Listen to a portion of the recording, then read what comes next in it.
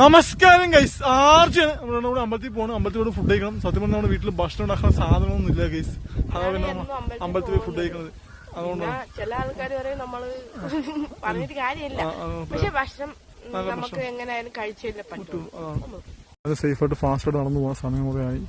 ഇനി കുറെ പോകാണ്ട് വിടുന്നു. അപ്പൊ നമ്മൾ മന്ദം നടന്നു പോകണം. പോകുന്നേക്ക് ചേച്ചിയുടെ മോനെ വിളിച്ചോണ്ട് പോകണം അമ്പലത്തിലേക്ക്. ഇല്ലേ നിഷു?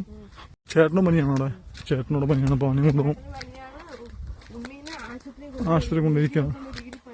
അപ്പൊ അതുകൊണ്ട് നമുക്ക് അവനെ അപ്പൊ കേസ് നമ്മൾ ചേച്ചിയുടെ മോനെയും കൂട്ടിയിട്ട് ഒന്ന് പോവാണ്. ഇവിടെ തൊഴിലുറപ്പ് നടന്നുകൊണ്ടിരിക്കുക. പിന്നെ വീഡിയോ കാണുന്ന എല്ലാവരും പറഞ്ഞാൽ ഒന്ന് ഫോളോ ചെയ്യാൻ മറക്കരുത്. നമ്മൾ ഉള്ളുവഴി കൂടെ നടന്നാണ് പോകുന്നത്. നമ്മൾ ഉള്ളുവഴി കൂടെ നടന്നു പോവാണെങ്കിൽ ദൂരം കൂടുതലുണ്ട്. ഇല്ലെന്ന് പറയുന്നില്ല. എന്തായാലും 3-4 കിലോമീറ്റർ ഉണ്ട്.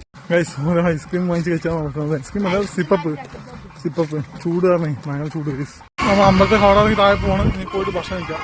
ഗൈസ് ഇത് താമരയാണ്. ഒന്നും മനസ്സിലായിരിക്കും. ഇവിടെ പൊങ്കാല ഇടുന്നുണ്ട്. എല്ലാവരും പൊങ്കാല ഇടുന്നുണ്ട്. നമ്മളെന്നാലും ഭക്ഷണത്തിനോട് ക്യൂ നിൽക്കുകയാണ്. നല്ല തിരക്കാണ്. ശിവരാത്രിയുടെ അവധിയല്ലേ ഗൈസ്. പൊങ്കാല നിവേദിച്ചുകൊണ്ടിരിക്കുകയാണ്. നിവേദനത്തിൽ അമ്പലത്തിൽ ആളിറങ്ങുന്നുണ്ട്. ഗൈസ് നിഷു അവിടെ നിന്ന് കഴിച്ചുകൊണ്ടിരിക്കുകയാണ്. നിഷുവിന്റെ കഴിക്കാൻ നടന്നുകൊണ്ടിരിക്കുകയാണ്. ഞാൻ നേരത്തെ കഴിച്ചിറങ്ങി. നിഷു കഴിക്കുന്നുള്ളൂ.